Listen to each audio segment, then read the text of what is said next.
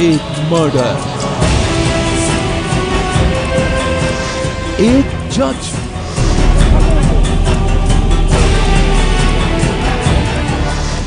और सबसे बड़ी साजिश का पर्दाफाश। जज साहब का खूनी खेल।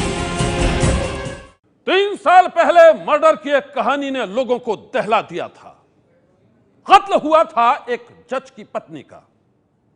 हत्या की इस कहानी का रहस्य इतना गहरा था कि पुलिस भी अपनी तहकीकात में उलझ गई थी। लेकिन अब देश की सबसे बड़ी जांच एजेंसी सीबीआई ने जज साहब को ही अपनी पत्नी के कत्ल के आरोप में कर लिया है गिरफ्तार। देखिए एक जज के खूनी खेल की वो कहानी जिसने सारे शहर में फैला दी है सनसनी। वो जिंदगी की बातें करती थी।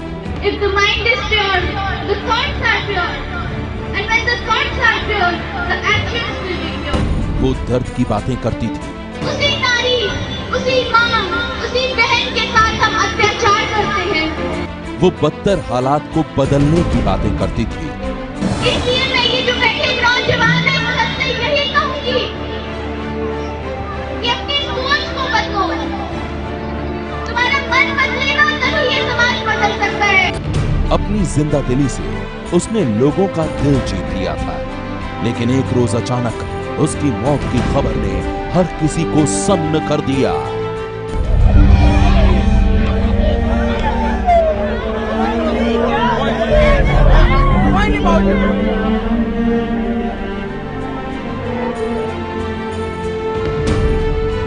लोग हैरान थे। सारे शहर में इस मौत की चर्चा हो रही थी, क्योंकि मरने वाली वो महिला एक हाई प्रोफाइल लेडी थी। गुड़गांव के तत्कालीन chief judicial magistrate Ravneet Garg की पत्नी थी। नाम था गीतांजलि। गीतांजलि अपने पति रवनीत गर्ग के साथ गुड़गांव के सिविल लाइंस इलाके में रहती थी। वो एक जिंदा दिल महिला थी, लेकिन 17 जुलाई 2013 को जब गीतांजलि की लाश गुड़गांव पुलिस लाइन कंपाउंड के पास एक पार्क में मिली, उसने हर किसी को चौंका दिया। गीतांजलि की मौत की ये खबर जब चंडीगढ़ में रहने वाले उसके मायके वालों तक पहुंची तो कोहराम मच गया। वो फौरन चंडीगढ़ से गुड़गांव पहुंचे और फिर गीतांजलि की लाश को देखकर तड़प उठे।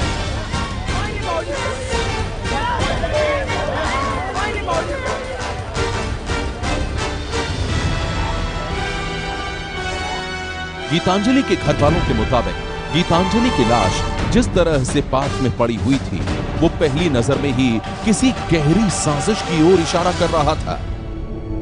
गीतांजलि की लाश के पास रुमाल और बैग के साथ ही एक पिस्तौल भी पड़ी थी, जो उसके पति सीजीएम रवनीत गर्ग के नाम से थी।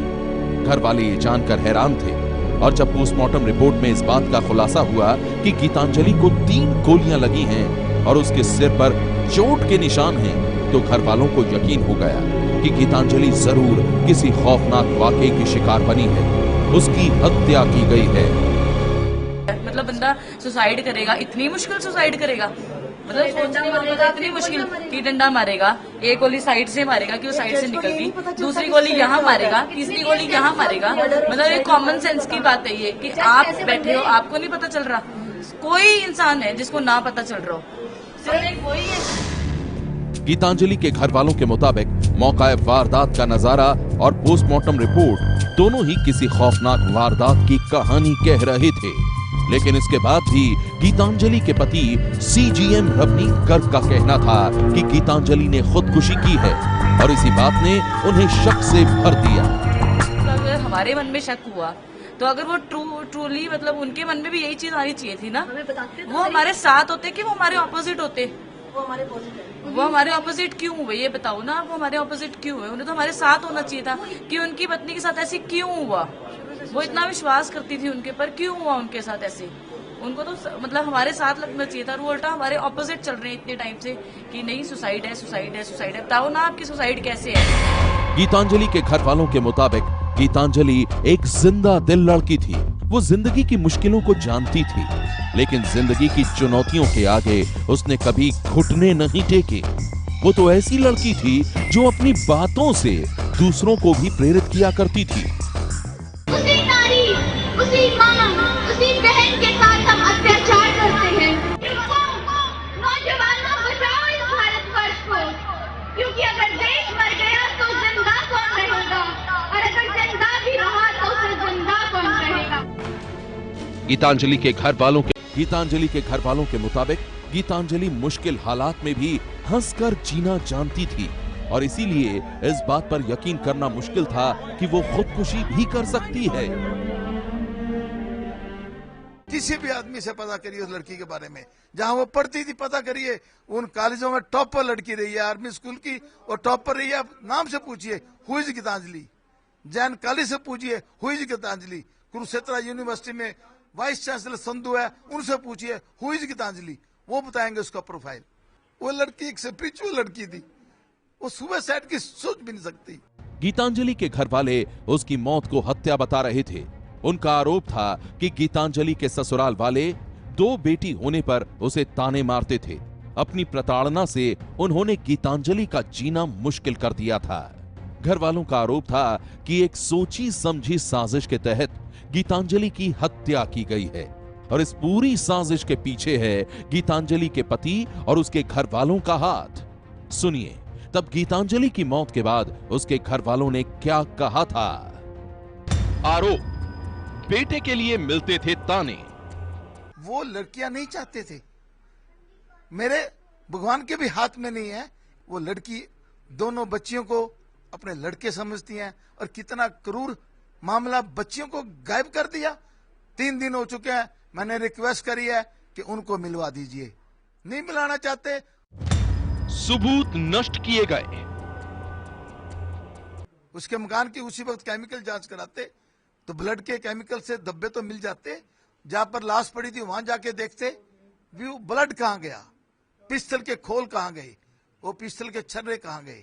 3 दिन के अंदर तो उनको टाइम दे दिया, उन्होंने पता नहीं सारे सबूतों को खत्म कर दिया होगा। They are so much high powered influencive person. एक सेशन जज, उसको हर कानून का पता है कैसे किसको मारना है और कैसे सबूतों को नष्ट करना है। गिरफ्तारी क्यों नहीं? वो कहता 12:30 बजे अगर दर्ज होगी तो उसी वक्त उनको अरेस्ट कर लेना चाहिए था। 302 का मुकदमा है, क्यों नहीं उनको वहां से सस्पेंड किया? बहन से बांटा था दर्द। बहनों को वो बोलती थी, वो उनको ये समझा देती थी गीतांजलि टॉयलेट, गीतांजलि टॉयलेट। उन्हें यहां तक कहा है अपनी बहनों को कि मेरी अब टेंशन की हद हो चुकी है। गीतांजलि की रहस्यमयी हालत में हुई मौत के बाद उसके घर वालों ने गीतांजलि के पति के साथ ही ससुराल वालों पर भी बेहद संगीन आरोप लगाए थे। घर वालों का कहना था कि गीतांजलि के पति सीजीएम रवनीत गर्ग ने ही एक खौफनाक साजिश रचकर गीतांजलि की हत्या की है। गीतांजलि के घर वालों की शिकायत पर गुड़गांव पुलिस ने उसके पति जज रवनीत गर्ग के खिलाफ हत्या का मुकदमा तो दर्ज कर लिया था, लेकिन उन्हें गिरफ्तार नहीं किया। पुलिस का कहना था कि वो इस मामले की जांच कर रही है, लेकिन जांच के दौरान ऐसे कई सवाल थे जिनका पुलिस के पास कोई जवाब नहीं था। आखिरकार गीतांजलि के परिवार वालों की मांग पर हरियाणा सरकार ने केस की जांच सीबीआई से करवाने की सिफारिश कर दी। सीबीआई ने जब इस केस की तहकीकात शुरू की तो उसके सामने भी ऐसे कई सवाल थे जिनके रहस्य को जानना बेहद जरूरी था। मामले की तह तक पहुंचने के लिए एक एक कड़ी को जब जोड़ा गया तो पता चला कि गीतांजलि ने खुदकुशी नहीं की, बल्कि उसे पार्क में ही 3 गोली मारी गई हैं। ऐसे में अब सवाल यह था, क्या गोली चलाने वाला गीतांजलि का ही कोई करीबी है या फिर किसी भाड़े के कातिल ने गीतांजलि की गोली मारकर हत्या की है? गीतांजलि की लाश के पास जो रुमाल, बैग और पिस्तौल पड़ी थी, वो लाइसेंसी पिस्तौल गीतांजलि के पति सीजीएम रवनीत गर्ग के नाम पर थी। ऐसे में वो शक के दायरे में थे। सवाल एक जज के ऊपर लगे आरोपों का था, इसलिए सीबीआई भी एक एक पहलू की गहराई से जांच कर रही थी। और अब गीतांजलि की हत्या के 3 साल बाद सीबीआई ने गीतांजलि के पति जज रवनीत गर्ग को ही उसके मर्डर के आरोप में गिरफ्तार किया है। सच्चाई कभी न कभी सामने जरूर आती है और ये सच्चाई की जीत है। और मैं ये सीबीआई से भी अपील करना चाहूँगा कि इस लड़की का मर्डर करने वाला कोई दूसरा नहीं है, केवल और बस केवल ये रवनीत गर्ग एंड फैमिली है और हमें इसमें इंसाफ मिलना चाहिए और इस आदमी को फांसी की सज़ा हो। गीतांजलि की हत्या के आरोप में उसके पति जज रवनीत गर्ग की गिरफ्तारी के बाद गीतांजलि के परिवार वाले खुशी जाहिर कर रहे हैं। सीजेएम रवनीत गर्ग फिलहाल कैथल में कार्यरत हैं और उन्हें कैथल से ही गिरफ्तार किया गया है। गिरफ्तारी के बाद सीबीआई ने उन्हें पंचकुला स्थित सीबीआई की विशेष कोर्ट में पेश किया, जहां से उन्हें 5 दिन के रिमांड पर भेज दिया गया है। रिमांड के दौरान अब सीबीआई जज रवनीत गर्ग से पूछताछ करेगी। ऐसे में अब देखना यह है कि अपनी पत्नी की हत्या के मामले में रवनीत गर्ग क्या खुलासा करते हैं। सनसनी के लिए पंचकुला से जगविंदर पटियाल की रिपोर्ट।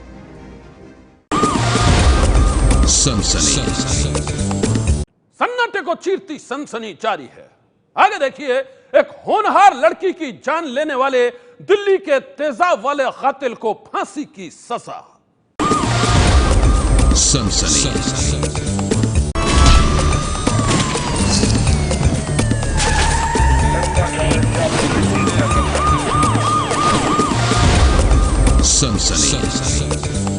वो अपने सपनों का पीछा कर रही थी और मौत उसका पीछा कर रही थी।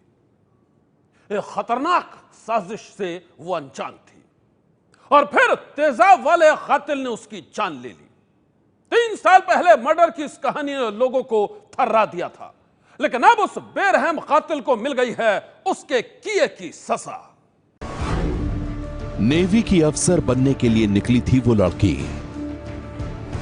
1384 किलोमीटर तक मौत ने उसका पीछा किया। मुंबई के स्टेशन पर वो बनी नफरत की शिकार और अब रोएगा तेजाब वाला कातिल। प्रीति के कातिल को सजाए मौत।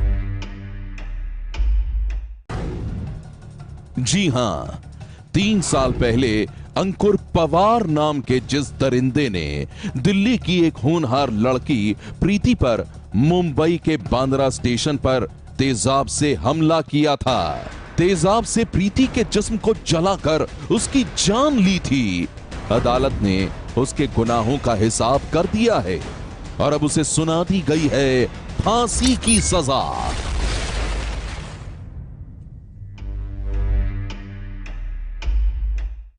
अदालत के इस फैसले के बाद प्रीति के घर वाले बेहद खुश हैं और कह रहे हैं उन्हें मिल गया इंसाफ। आज मैं बहुत खुश हूँ। मैं 3 साल से भटक रही थी, मेरी लड़की की आत्मा भी भटकती हुई तड़प रही थी। आज उसकी आत्मा ने शांति मिली। आज फांसी का फैसला आया है। मैं निगम साहब की और ये जो मीडिया वालों की और ये जो क्राइम ब्रांच की बहुत आभारी हूँ। इनने बहुत सहयोग किया है मेरा। बहुत खुश हूँ आज मैं कानून से, ताकि आगे लड़कियां का हौसला ये बढ़े, भाई कोई अपराध करता है तो उसको ऐसी सजा मिलती है। अगर प्रीति की तरह उस पर भी ऐसे डाला जाता तो वो बेस्ट होता हमारे लिए और प्रीति के लिए भी, सबके लिए बेस्ट होता। दिल्ली की रहने वाली प्रीति 1 मई 2013 को अपने सपनों को पूरा करने के लिए मुंबई पहुंची थी। वो सेना में लेफ्टिनेंट के पद पर ज्वाइन करने वाली थी, लेकिन बांद्रा रेलवे स्टेशन पर ही प्रीति से एक तरफा प्यार करने वाले दिल जले अंकुर पवार ने उस पर तेजाब से हमला कर दिया। तेजाब के हमले ने प्रीति को बुरी तरह से जख्मी कर दिया था। उसका चेहरा जल गया था। तेजाब के छींटे दाईं आंख में पड़ने से उसे दिखना भी बंद हो गया था। हमले में तेजाब प्रीति के मुंह में भी चला गया था, जिससे उसका गला भी अंदर तक जख्मी हो गया।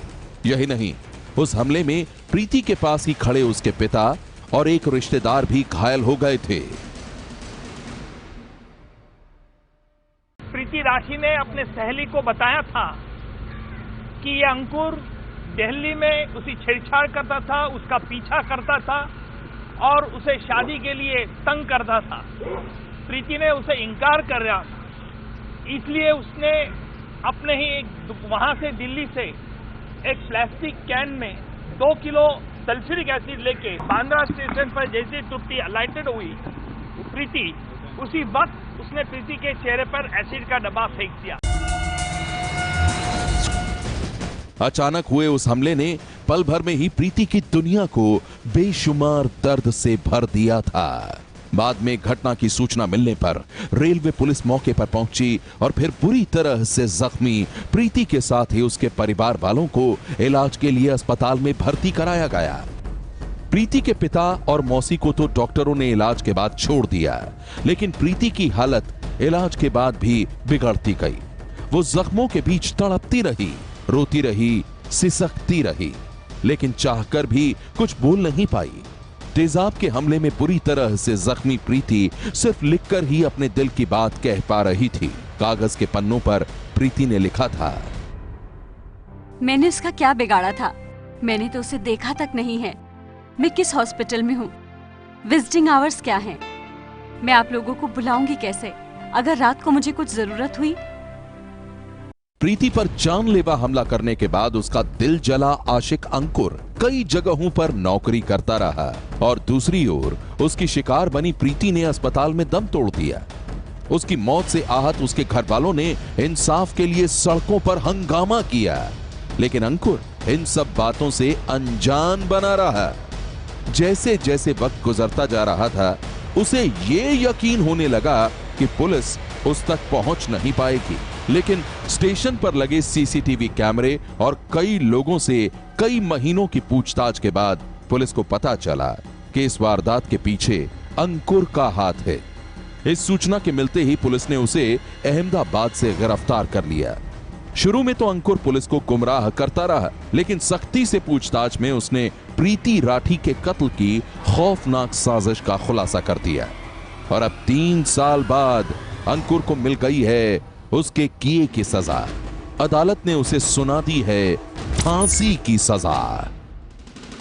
सनसनी के लिए मुंबई से ब्यूरो रिपोर्ट। सन्नाटे को चीरती सनसनी जारी है। आगे देखिए, आतंकवादियों से लोहा लेने वाली हसीन कुर्दिश कमांडो की आखिरी जंग।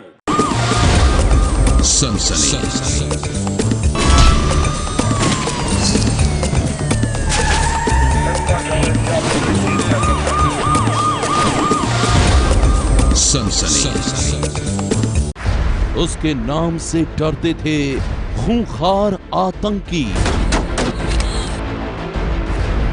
वो थी आतंकियों की सबसे बड़ी दुश्मन। एक जांबाज फाइटर की आखिरी जंग की कहानी। वो खूबसूरत थी, वो खतरनाक थी। उसे कुर्दिस्तान की एंजेलिना जोली कहा जाता था। आईएस के खूंखार आतंकवादियों को मौत के घाट उतारना ही उसका मकसद था, लेकिन आतंकवादियों के खिलाफ एक जंग में उस खूबसूरत कुर्दिश कमांडो की मौत हो गई है और पीछे रह गई है तो सिर्फ उसकी हिम्मत और हौसले की वो कहानी जो बन गई है एक मिसाल।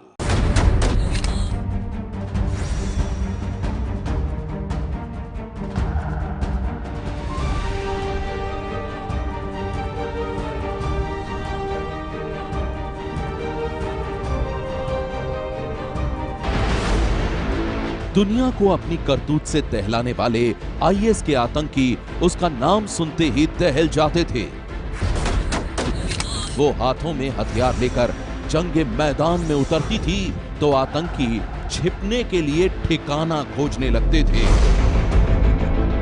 वो जांबाज फाइटर आतंकियों के लिए काल थी। आतंकी उसके सामने आने से भी कतराते थे। वो जितनी खूबसूरत थी उतनी ही दिलेर। आईएस के खूंखार आतंकियों का विनाश करना ही उसका मकसद था। उसकी हिम्मत और हौसला मुसीबत में फंसी महिलाओं के लिए जीने का सबब था। उसकी बहादुरी एक मिसाल थी। वो थी कुर्दिस्तान की जांबाज फाइटर। नाम था आसिया रमजान अंतर।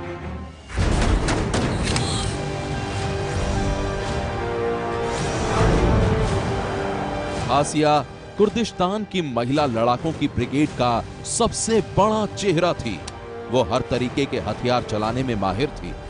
बम और बारूद से उसे कोई खौफ नहीं था, आतंकियों का उसे कोई डर नहीं था, क्योंकि आतंकी संगठन आईएस का खात्मा ही उसकी जिंदगी का सबसे बड़ा मकसद था।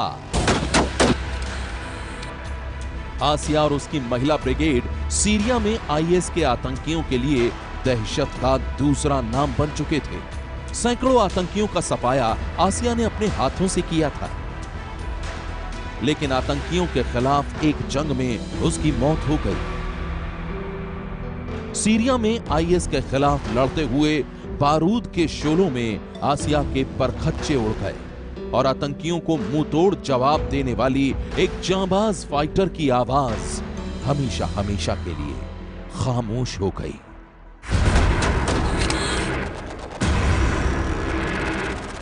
आतंकियों से लोहा लेते हुए कुर्दिस्तान की जांबाज फाइटर आसिया मारी गई है और उसकी मौत के बाद उसकी आखिरी जंग की कहानी अब हर किसी को रुला रही है। आतंकवादियों के लिए मौत का दूसरा नाम थी आसिया रमजान अंतर। वो जितनी बहादुर थी उतनी ही खूबसूरत भी थी। इतनी खूबसूरत थी कि उसे कुर्दिस्तान की एंजेलिना जॉली कहा जाता था। वो इसलिए क्योंकि उसकी शक्ल हॉलीवुड स्टार एंजेलिना जॉली से मिलती जुलती थी।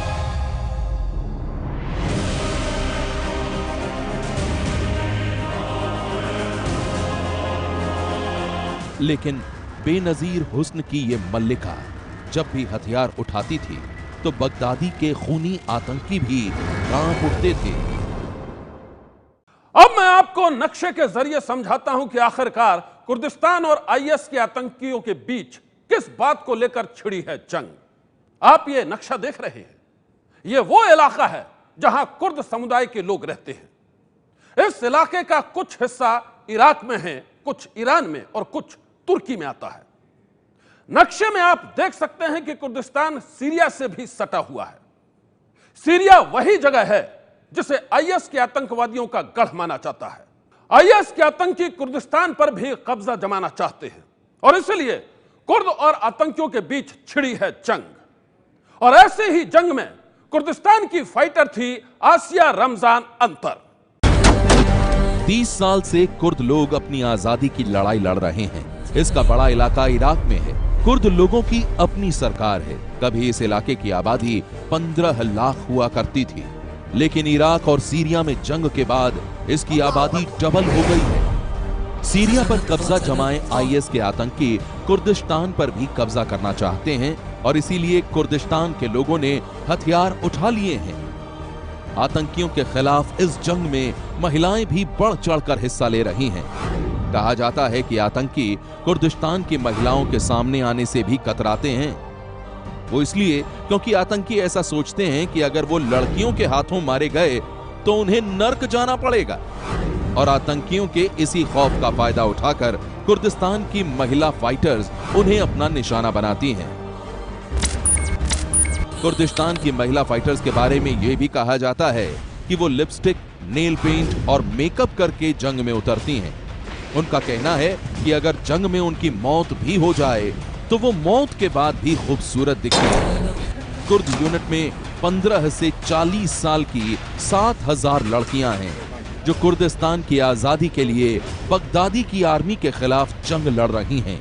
इनको पेशमर्गा कहा जाता है। ब्रिटिश सेना ने उन्हें ट्रेनिंग दी है। कुर्दिस्तान की आसिया भी एक ऐसी ही महिला ब्रिगेड की फाइटर थी जिसने हर वक्त आतंकियों से लोहा लिया और उसका अंत भी एक जांबाज फाइटर की तरह हुआ।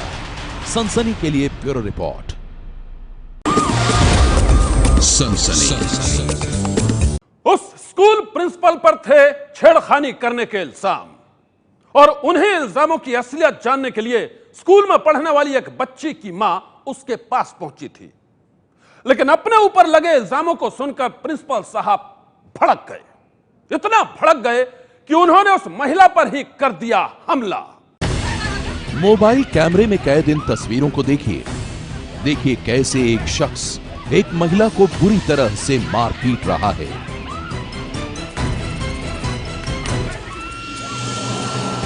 गुस्साया शख्स महिला पर थप्पड़ बरसा रहा है, घूंसे मार रहा है, और इससे भी जब उसका दिल नहीं भरा तो उसने महिला को कैसे जोर से धक्का दे दिया, ये भी देखिए।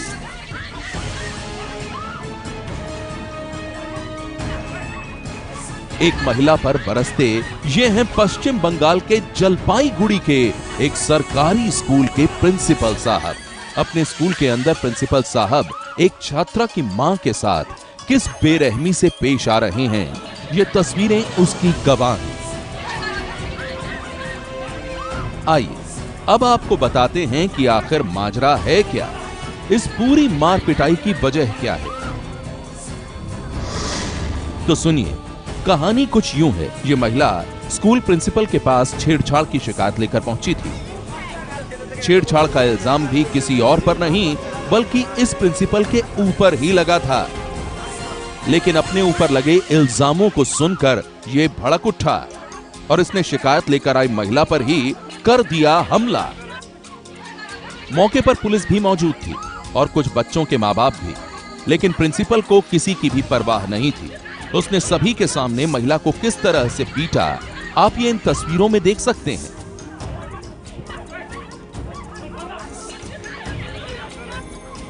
एक महिला पर प्रिंसिपल के इस हमले को देखकर वहां मौजूद महिलाओं ने छाते से प्रिंसिपल को पीटना शुरू कर दिया। लोगों ने उसे काबू में करने की कोशिश की। उसकी करतूतों को देखकर लोगों का गुस्सा फूटने लगा तो फौरन पुलिस ने बीच बचाव करके मामले को शांत करा दिया और फिर पुलिस ने प्रिंसिपल को हिरासत में लेकर पूछताछ शुरू कर दी। हालांकि स्कूल के कुछ बच्चे प्रिंसिपल पर लगे इल्जामों को बेबुनियाद बता रहे हैं और ऐसे में पूरे मामले का सच क्या है, पुलिस इस बात की जांच कर रही है। सनसनी के लिए जलपाईगुड़ी से ब्यूरो रिपोर्ट।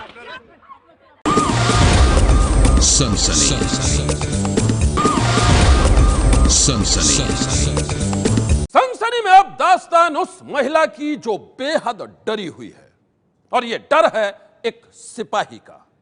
महिला का आरोप है कि एक सिरफिरे सिपाही ने उसका जीना मुश्किल कर दिया है। पूरे मोहल्ले में उसकी बदनामी के पोस्टर लगा दिए हैं और अब वो महिला मांग रही है इंसाफ। दिल फेंक सिपाही की नाजायज मांग। वो मुझसे जो चाहता है नाजायज संबंध बनाने चाहता है। महिला टीचर का इनकार। अजय मैं होने नहीं दे सकती। और बदनामी का पोस्टर।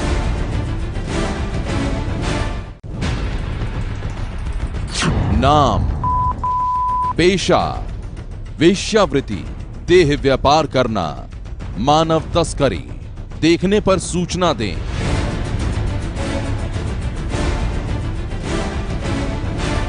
दीवारों पर लगे इस पोस्टर को गौर से देखिए, इस पर लिखे नोट को पढ़िए। पढ़ने से लगेगा कि पोस्टर पर दिख रही महिला देह व्यापार के धंधे से जुड़ी एक बड़ी अपराधी है और पुलिस को इस महिला की तलाश है। महिला की पहचान छुपाने के लिए हम महिला का चेहरा तो आपको नहीं दिखा सकते। दरअसल बरेली की रहने वाली यह महिला पेशे से एक टीचर है और इसका आरोप है कि सीबीसीआईडी में तैनात एक सिपाही इससे नाजायज रिश्ते बनाना चाहता था, लेकिन जब इसने उसकी इस नाजायज मांग को मानने से मना कर दिया तो नौशाद नाम के सिपाही ने यह पोस्टर छपवा दिए। नाजायज संबंध बनाने चाहता है वो मुझसे। अजय मैं होने नहीं दे सकती हूँ।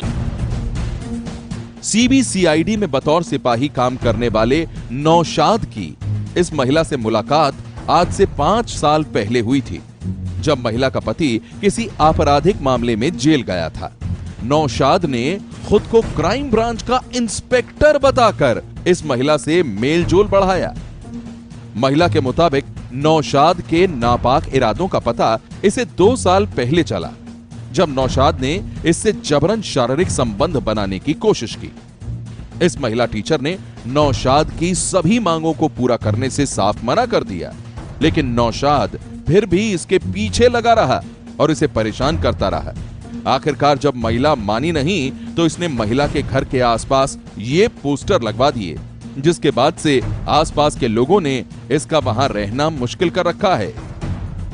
ऐसा प्लेन फोटो होना चाहिए, उसके नीचे जो भाषा लिखा हुआ है वो बहुत गलत लिखा हुआ है। वो मुझे बताने भी नहीं चाहते अपने मुझ। जहाँ पर किराए पर रहती हूँ वहाँ पर जाकर धमकाता है, सबको उल्टा उल्टा भड़काता है, ये गलत है। इतना ही नहीं, पोस्टर में बरेली एसएसपी के सीयूजी का मोबाइल और आवास का फोन नंबर भी छपा हुआ है। महिला ने आईजी विजय सिंह मीणा से मिलकर न्याय की गुहार लगाई है। एक महिला ने कंप्लेंट किया, संभवतः आईजी साहब के सामने जाके कंप्लेंट किया है कि एक इंस्पेक्टर है नौशाद करके, जो उनके पीछे पड़ा है और अनयूजुअल टाइप के एडवांसेस उनको करता था। और जब उसने रिजेक्ट किया तो उसने धमकियाँ देना शुरू करी और उसने इंतहा तब कर दी जब उसने पोस्टर छपवा कर उसको वेश्या के नाम से लिख करके पोस्टर कई जगहों पे उसने छपवा दिए। और इंक्वायरी करने पे ये पता चला मोटा मोटा कि यह इंस्पेक्टर न होकर के कांस्टेबल है, CBCID मुरादाबाद में संभवतः पोस्टेड है। ये बहुत ही आपत्तिजनक है और बहुत ही संगीन घटना है। उसको हमने बिल्कुल संजीदगी से लेकर इसमें बिल्कुल स्ट्रिक्ट कार्रवाई कराई। सिपाही की इस करतूत से महिला परेशान है और घर से निकलना भी मुश्किल हो गया है। फिलहाल आईजी के आदेश पर पुलिस ने मामला दर्ज कर जांच शुरू कर दी है। सनसनी के लिए बरेली से अनूप मिश्रा की रिपोर्ट।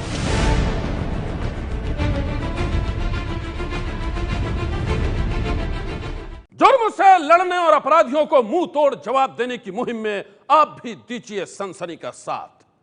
अगर आपके पास क्राइम से जुड़ी कोई भी खबर है या आप खुद हुए हैं किसी जुर्म के शिकार, तो हमारे व्हाट्सएप नंबर पर मैसेज भेजिए। हमारा नंबर है 9818234551। नंबर एक बार फिर सुन लीजिए, हमारा व्हाट्सएप नंबर है 9818234551। आज की सनसनी में बस इतना ही। आप रहिएगा होशियार, सन्नाटे को चीरती सनसनी फिर देगी दस्तक आपकी दहलीज पर।